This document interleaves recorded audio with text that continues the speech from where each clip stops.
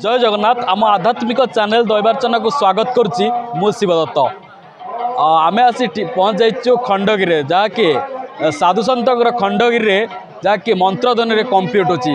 आम टीम आज आम सह अच्छा बाबा अच्छा आ परिचित परिचित दबा पड़ोनी से कि आम चैनल अनेक थर कहती। बाबा आपन को स्वागत करुचु। केमती अच्छा बर्तमान खंडगिरी चली पूरा मंत्रध्वनि कंप्लीट होची। आमर महापुरुष कौन लिखिं खंडगिरी पहाड़ विषय कौन सब लीला हम। जय जगन्नाथ जय पंचसखा मोर परम आराध्य देवता गुरु भृगुपति परशुराम माँ झंकड़वासिनी मोर इष्ट देवी। आज माघ शुक्ल सप्तमी ठारू 7 दिन व्यापी जो आज खंडगिरी महाकुंभ साधु महाकुंभ मेला अनुष्ठित होउची। ये एबे नुआ नुआ एटा जुग जुग धरी होउची। ये सत्यर थिला त्रेतार थिला द्वापर थिला कली रे मध्य होउची। ये मध्य रहिबो काहेकि ना ये होउची तपक्षेत्र। ये तपक्षेत्र कहार ना शिव शिव पार्वती जेतेबेले देवादि देव महादेव ज्ञान बुझे क्या ना माँ पार्वती की सही समय देवादि देव देव कहले हे पार्वती ये ज्ञान को मुझे कैलाश पर्वत में कहबी नहीं ना कहीं ना ये नंदी भृंगी गणेश कार्तिक भूतगण अच्छा ये ब्रह्म विद्या को मुझे तुमको एकाम्र कानन कहबी जो एकाम्र कानन बिंदुसागर लिंगराज क्षेत्र ए खंडगिरी ये अनेक आम बालिका प्रमाण नदी प्रभावित होती। दया नदी आरंभ करी जिते नदी मध्य प्रभावित होती। आखपाखे आपण मैंने जानते चंदका जंगल ये गुड़िए गुप्त स्थान अच्छी। ये सही स्थान हूँ खंडगिरी।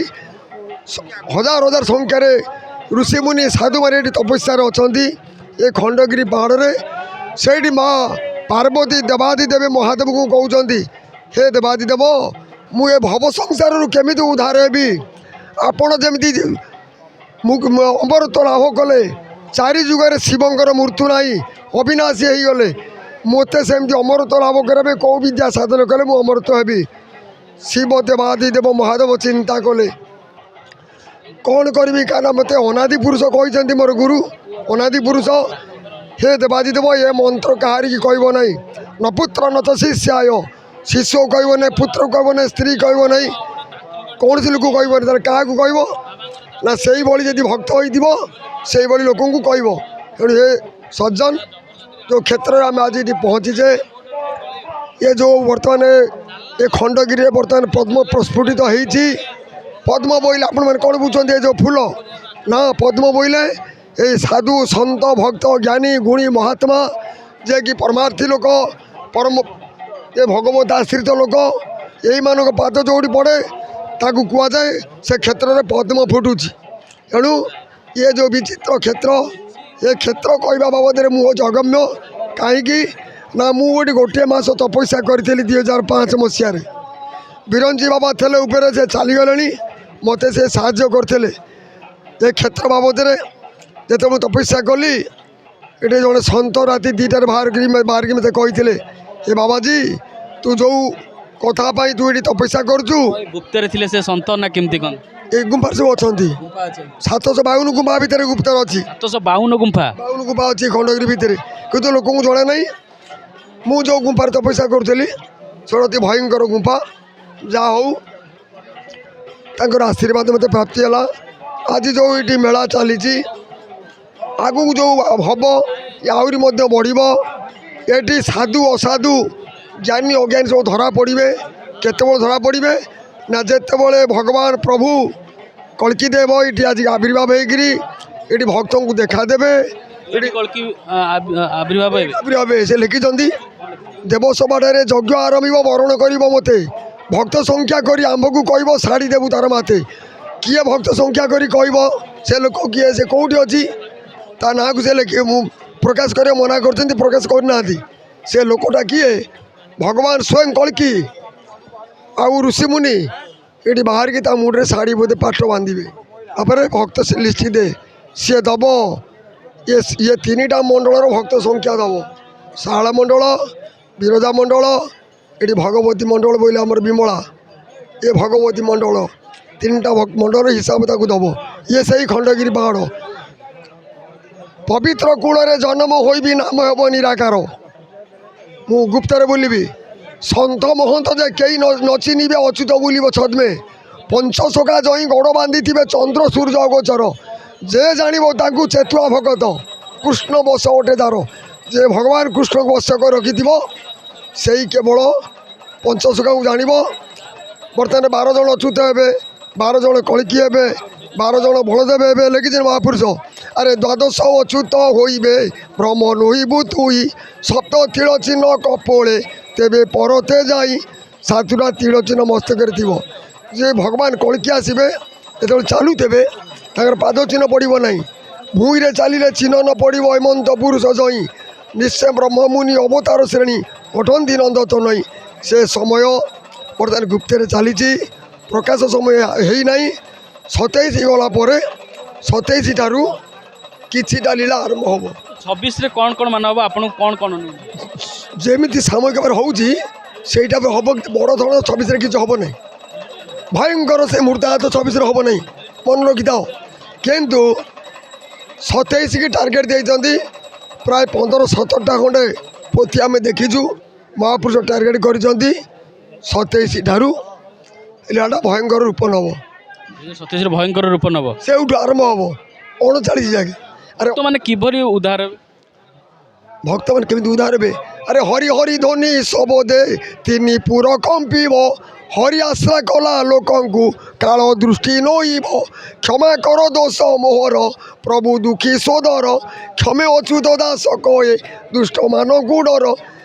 ମୁଖ୍ୟ ହରିନାମ ହସ୍ତେ ଦାନ ପୁଣ୍ୟ ତୀର୍ଥ କରି ପର୍ଯ୍ୟଟନ ଯିଏ ମୁଖ୍ୟରେ ହରିନାମ କହୁଥିବ ମୁଖ୍ୟ ନାମ ହାତେ କାମ ମାନବୀୟ ଧର୍ମ ପାଳନ କରୁଥିବ ମାତୃପିତୃ ସେବା କରୁଥିବ ଗୁରୁଜନ ସାଧୁଜନ ଜ୍ଞାନୀ ଗୁଣୀ ବ୍ରାହ୍ମଣ ବୈଷ୍ଣବ ଜ୍ଞାନୀ ଗୁଣୀମାନେ ସମ୍ମାନ ଦେଉଥିବ ସେଇମାନେ କଳିଯୁଗରେ ରହିବେ।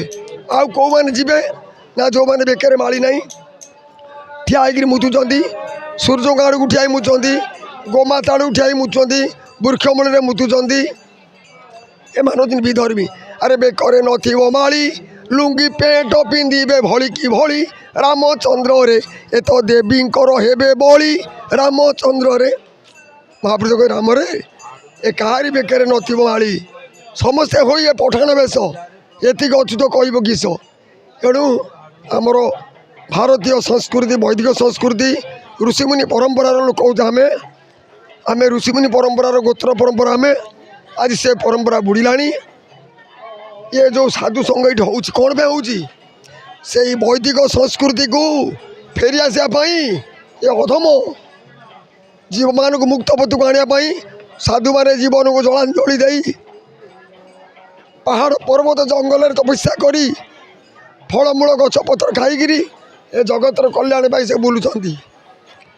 ଏଣୁ ହେ ସଜ୍ଜନ ଏ ଭାରତୀୟ ସଂସ୍କୃତି ବୈଦିକ ସଂସ୍କୃତି ବାବଦରେ କି ଜାଣିବା ପାଇଁ ଚେଷ୍ଟା କର ମାନବ ଇଏକୁ ଫେରିଆସ ଆଗକୁ ଭଲ ସମୟ ନାହିଁ 39 ବେଳକୁ ଦେଖିବ କ'ଣ ଅବସ୍ଥା ହେଇଥିବ 39 ଠିକ କର ଠିକ କହେ ହାଡ଼ୁ କମାର ଚାର ଇଏ ପୃଥିବୀ ହେବ ଛତର। ଏଣୁ 39 ମସିହାରେ ବଳଦେବ ରାଜା ହେବେ ଫଣି 32ରେ ଛତ୍ର ହୋଇବ ଯେ ଧରା ଫଣି ହେଲା 7 32 ହେଲା ନାମ 32 7 39 39ରେ ବଳଦେବ ରାଜା ହେବେ 41ରେ ଧର୍ମ ସଂସ୍ଥାପନା ସରିବ। ଏଣୁ ଆପଣମାନେ ଜମା ବ୍ୟସ୍ତ ହୁଅନ୍ତୁ ନାହିଁ ବିଚଳିତ ହୁଅନ୍ତୁ ନାହିଁ ଏ ଘର ଦ୍ୱାର ରହିବ ଏ ଗଛ ବୃଛ ଥିବ ଧର୍ମୀମାନେ ବିନାଶ ହେବେ। ଏଣୁ ସେଥିପାଇଁ କିଛି ବିଚଳିତ ହୁଅ ନାହିଁ ସାଧୁ ସଙ୍ଗ କର ନଭାଳ ତୁଆନ ସହସ୍ର ଦଳ କମଳେ ନିରଞ୍ଜନ ହେ ସଜନ ସାଧୁ ସଙ୍ଗ କର ଥଟ୍ଟା ପରିହାସ କର ନାହିଁ କାହାର ଅଭିଶାପର ପାତ୍ର ହୁଅ ନାହିଁ ସମସ୍ତଙ୍କର ଆଶୀର୍ବାଦର ପାତ୍ର ହେବା ପାଇଁ ଚେଷ୍ଟା କର କାହାର ଅଭିଶାପର ପାତ୍ର ହୁଅ ନାହିଁ କାହିଁକିନା ବର୍ତ୍ତମାନ ଭୟଙ୍କର ବେଳ ଚାଲିଛି କିଏ କେଉଁ ରୂପରେ ବୁଲୁଛନ୍ତି ଅନେକ ଲୋକ ମହାତ୍ମା ପାଗଳ ହେଇ ବୁଲୁଛନ୍ତି।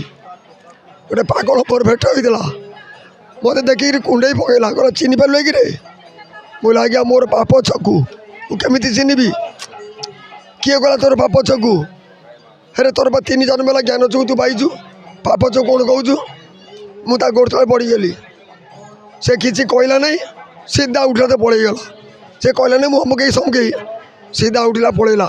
ଏ ସଜ୍ଜନ ଏ ଯେଉଁ ପବିତ୍ର କ୍ଷେତ୍ରରେ ଏ ଚ୍ୟାନେଲ ବାଲା ପହଞ୍ଚୁଛନ୍ତି ସିଏ ନେଇକିରି ଆପଣମାନଙ୍କ ପାଖରେ जो तांकर कथा बाणी रूप पहुँचाऊँच से चैनल वाला धन्य आपण मैंने धन्य ये जो खंडगिरी पृथ्वी अच्छी गिरी पहाड़ पर्वत पर्वतर अर्थ कौन पहाड़र अर्थ कौन गिरीर अर्थ कौन गोसाई ये सब अलगा गिरी हूँ अलगा पहाड़ हूँ अलगा पर्वत हूँ अलगा एणु ये जो गिरी उपर आम ये बसीचे खंडगिरी एकाम्र क्षेत्र शुणक पार्वती एकाक्षर मूर्ति ओणाक्षर संभूत अरे क्षरीला दे बिंदु जात कोला इंदु तात हु ओंकार जात हो पंच मात्रा हो इले पंच बीज को से जात कले हो पंच बीज हो इले शिव को बुझाऊँ ब्रह्म ज्ञान ए ज्ञान जी शुणव जे क्षेत्र को आसो तांकर जीवन धन्य ये सजन ये जो कुंभमेला चली ये साधु सन्त मानक नहीं आज वैदिक संस्कृति रक्षा होची ये फेर ये थी आम पर फेर कई आसबे से संस्कृति रखिए एणु आपण मैंने ये क्षेत्र में पहुँची जहाँ साधु मैंने कहते भाणी की श्रवण कर मु जा कहूँ कर मु जा करुँचा कर ना साधु कौन कला कौन माछ खाइला कि कौन से मद खाईला तमें किए समालोचना कर भगवान व्यासदेव कहले नमद्य भक्षणे दोष नमांस नच मैथुने प्रकृति रे साभूतानाम निर्बुत्संग महाफल मद खाइले दोष नाई मांस खाइले दोष नाई स्त्री संगम कले दोष नाई किंतु सावधान गोटे प्रवृत्ति मार्ग गोटे हूँ निर्वृत्ति मार्ग रहीकि काम कर आ मद खाई इटी पड़ ना सीटी पड़ ना क्या घरे बस ना चोरी कर ना बेश्या बाड़ी जाओ ना माछ मांस घर बंधा पकईकि बाकी करी माछ मांस आनी खाओ ना पूर्णिमा संक्रांति एकादशी पर्व पर्वाणी देखिकी माछ मांस खाओ एणु ये मद माछ को बंद कर भगवान व्यासदेव कहते जदि भागवत कहले जे मांस भक्षण सुरापान यद्यपि वेदर विधान केवल सुरा वेद मते आघ्राण करी नाशाग्रते केवे न करियो पान ए वेद विधिर विधान जे वेद संस्कृति पर जानी से मद माछ मांस भक्षण करिवो नहीं तार आत्मज्ञान थिबो से करिवो नाई जो मैंने सब बुलुचंती यही मैंने जो अर्थ को अनर्थ करेंगे असामाजिक चिंताधारा करेंगे ए धर्म काले नाश जीव संसार कहीं न पाल एणु हो पायुष पापे सकल जीवे नाश बर्तमान साधु निंदा विप्र निंदा गुरु निंदा वेद निंदा शास्त्र निंदा सबू बर्तमान चली आउ बेसी दिन ना निर्वृत्ति रही जाओ साधु विप्र निंदा कुल क्षय साधु निंदा वंश लोप हो गुरु निंदा नरके बास वेद निंदा वंश लोप हो एणु ये धर्म पर तुम धारणा नहीं नाग सापना को हाथ मार नहीं अग्नि की उपहास करो नहीं ये सज्जन समस्त को मोर नवेदन आम समस्ते से सनातनी तुम्हें जो मैंने सनातनी मुझे से जो सनातनी ताले मु कहीं बाना खड़े धरी बुलूची कौन पाई मोर कौन इच्छा नहीं गाड़ी घोड़ा चढ़ी खट पल शोवाई मु पहाड़ पर्वत कौन पाई बुलूची मो पाई मुक्ति गोटे बंधन गोटे मुक्ति गोटे क्षणिक भितर मुक्ति मो पाखे गोटे साधारण कथा मुक्ति गोटे बड़ कथा नुह आम ये तपस्या करूँ कौन पाई ये जगतर कल्याण पाई ये जगतर कल्याण पाई आम तपफल को बांटापी ये जनसाधारण उद्धार करने जगतर कल्याण पाई आम बड़ जंगल पड़ी जग तपस्या करुचु आम तो जाचु कौन कले मुक्ति पाई पदेके निश्चरी भी मुई ये भ्रमी भी कहीं आम ये शास्त्र पढ़ुचु ये जप करुचु ध्यान करुचु कौन पाई केवल जीव जगतर कल्याण पाई साधु मैंने निजक उत्सर्गीकृत कर जगतर कल्याण पाई ये सज्जन आज लक्ष लक्ष भक्त आज ये खंडगिरी एकत्रित होती आमर ओडिशार गौरव ओडिशा ओडिशा बाहर बहु नागा साधु आसुँच विभिन्न प्रकार सब साधक सन्त महाराज मैंने ये उपस्थित अच्छा आपण मैंने आसतु इन दर्शन करूँ जीवन को धन्य करूँ ये जीव साधु संग बिनु लदी भी न पारे मोर तनु साधु दर्शन स्पर्शन श्रवण ତାଙ୍କଠୁ କିଛି ଶୁଣ, ତାଙ୍କୁ ଦର୍ଶନ କର, ତାଙ୍କ ପାଦ ସ୍ପର୍ଶ କର, ଜୀବନ କୁଦାର୍ଥ ହୋଇଯିବ। ସେ କ'ଣ ଜାଣିଛି ନ ଜାଣିଛି ତୁମେ ସମୀକ୍ଷା କର ନାହିଁ, ସେ କରିବ। ବିଚାର କରୁଛି ଜଣେ ବିଚାର କର୍ତ୍ତା, ତୁମର କଲାଭଳି ବିଚାର ସେ ଶକ୍ତି ତୁମର ନାହିଁ। ତମେ ଭାବୁଛ ମୁଁ ଚୋରି କଲି କେହି ଦେଖୁନାହିଁ, ଜଣେ ଦେଖୁଛି। ଆରେ ଗୁପତେ କରଣ ମାରୁଛି ଗାର, ବିଡ଼ା ବିଡ଼ା ଧରି ପାଞ୍ଜି ପତର, ମନରେ ତାକୁ ନ ଦେଖେ କେହି, ପାଖେ ପାଖେ ରହି ସବୁଠି କହି। ଏ ସଜ୍ଜନ, ଆଉ ଆଗକୁ ଭଲ ସମୟ ନାହିଁ, ସମୟ ନିକଟ ହେଇଗଲାଣି। ସେଥିପାଇଁ ଜାଗ୍ରତ ହେଇଯାଅ, ସ୍ୱଧର୍ମକୁ ଫେରିଆସ, ମାନବୀୟ ଧର୍ମ ଅନୁକରଣ କର। ପ୍ରଭୁଙ୍କର ଆଶ୍ରୟ ନେଲେ ଆମକୁ ସେ ବଞ୍ଚେଇକି ରଖିବ। ଏଣୁ ଇଏ ଯେଉଁ ମା ବାରଭୁଜି କ୍ଷେତ୍ରାଧିପତି, ଏ ଖଣ୍ଡଗିରିର ଅଧିଷ୍ଠାତ୍ରୀ ଦେବୀ ମା ବାରଭୁଜି, ତାରି ଅଖଣ୍ଡ କୃପାରେ ଆଜି ଏ ମହାକୁମ୍ଭମେଳା ଏଠି ଅନୁଷ୍ଠିତ ହୋଇଛି। ଲକ୍ଷାଧିକ ଲୋକ ସମାଗମ ହେଉଛନ୍ତି। ସାଧୁ ସନ୍ଥମାନେ ଧୂଳି ପାଉଁଶ ବୋଳି ଏଇ ପାହାଡ଼ ଚାରିକର ସବୁ ପଡ଼ୁଛନ୍ତି। ଏଣୁ ଆପଣମାନେ ତାଙ୍କୁ ସ୍ୱାଗତ କରନ୍ତୁ, ଥଟ୍ଟା ପରିହାସ କରନ୍ତୁ ନାହିଁ। ଆଉ ଜାଣିଥାଅ ଥଟ୍ଟା ପରିହାସ କଲେ କ'ଣ ହେବ। ଭଗବାନ କହିଛନ୍ତି ମୁଁ ଅଭିଶାପ ଦେବି, ମୋ ଅଭିଶାପକୁ ମୋ ଭକ୍ତ ଖଣ୍ଡନ କରିଦେବ, କିନ୍ତୁ ଭକ୍ତ ଅଭିଶାପକୁ ମୁଁ ଖଣ୍ଡନ କରିପାରିବି ନାହିଁ। ତାଙ୍କୁ ଉଦ୍ଧବ ପଚାରୁଛି, ପ୍ରଭୁ ଆପଣ ତ ତାକୁ ଅଭିଶାପ ଦେଲେ ମରିବା ପାଇଁ, ସେ କହିଲେ ବଞ୍ଚିଲା ନା କେମିତି ବଞ୍ଚିଲା ପଚାରିଲେ ତୁ କେମିତି ବଞ୍ଚିଲୁ? ଜଣେ ସାଧୁ ଆସିଥିଲେ ମୋତେ ଆଶୀର୍ବାଦ କରିଦେଇକିରି ଗଲେ, ତାପରେ ମୁଁ ବଞ୍ଚିଲି। ସେଇଠି ଭଗବାନ କହିଲେ, ଏ ଅଟେ ସାଧୁଙ୍କ ବଚନ କେବେ ହେ ନୁହଁ ହିଁ ଖଣ୍ଡନ। ମୋର ଶକ୍ତି ନାହିଁ ରେ ଉଦ୍ଧବ ସାଧୁଙ୍କ ବାକ୍ୟକୁ ଖଣ୍ଡନ କରିବା ପାଇଁ। ବିଧିର ବିଧାନକୁ କେବଳ ସନ୍ଥ ସାଧୁ ଖଣ୍ଡନ କରିପାରିବେ, ମୁଁ କରିପାରେ, କାରଣ ମୁଁ ଲେଖିଦେଇଛି, ମୋ ବାକ୍ୟକୁ ମୁଁ ଖଣ୍ଡନ କରିପାରିବି ନାହିଁ। ଏ ସଜ୍ଜନ, ଏଣୁ କାହାରି ଅଭିଶାପର ପାତ୍ର ହୁଅ ନାହିଁ। ଯାହା ହଉ ଏ ଖଣ୍ଡଗିରିରେ ଏ ଚ୍ୟାନେଲ ବାଲା ନାଁଟା କ'ଣ, ଦୈବାର୍ଚ୍ଚନା ଚ୍ୟାନେଲ ବାବା ଆସି ପହଞ୍ଚନ୍ତି। ଅନେକ ସାଧୁଙ୍କୁ ସେ ଭେଟୁଛନ୍ତି, ଅନେକ ତତ୍ତ୍ୱ ସଂଗ୍ରହ କରୁଛନ୍ତି। ତମମାନର କଲ୍ୟାଣ ପାଇଁ କିଛି ସାଧୁଙ୍କ ପାଖରୁ ବାଣୀ ନେଇ ତମ ପାଖରେ ପହଞ୍ଚାଉଛନ୍ତି। ଏଣୁ ସେ ଚ୍ୟାନେଲ ବାଲା ଧନ୍ୟ। ଏଣୁ ଆପଣମାନେ ଏ ଚ୍ୟାନେଲକୁ ଦେଖନ୍ତୁ, ଦେଖିଲା ପରେ ଯଦି କିଛି ଆପଣଙ୍କର ଜାଣିବା ପାଇଁ ଇଚ୍ଛା ଅଛି ପ୍ରଶ୍ନ ପଚାରିବେ, ଗୋଟି ଗୋଟି କରି ଏ ବାବାଜୀ କହିବ ସେ ପ୍ରଶ୍ନ ଅର୍ଥ। ମୁଁ ଚ୍ୟାଲେଞ୍ଜ ଦେଇକିରି କହୁଛି, ଯାହାର ଆବଶ୍ୟକ ବୁଝିବା ପାଇଁ ମୋତେ ଫୋନ୍ କରିବ, ଏ ଚ୍ୟାନେଲ ମାଧ୍ୟମରେ ଜଣାଇବ, ମୁଁ କହିବି ସେ ପ୍ରଶ୍ନର ଉତ୍ତର ମୁଁ ନେକ୍ସଟ ଦେବି। ଜୟ ଜଗନ୍ନାଥ। ଜୟ ଜଗନ୍ନାଥ।